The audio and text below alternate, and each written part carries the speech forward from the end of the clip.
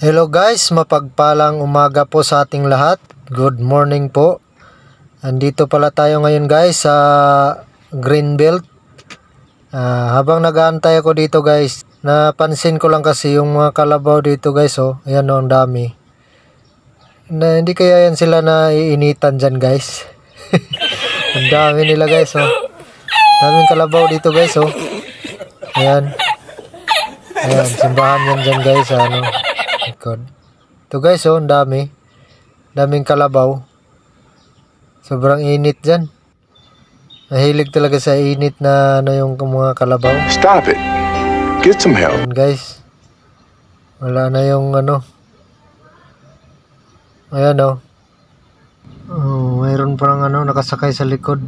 Sira yung mata ng isa. Ayan oh. Nabulag sa sobrang init siguro.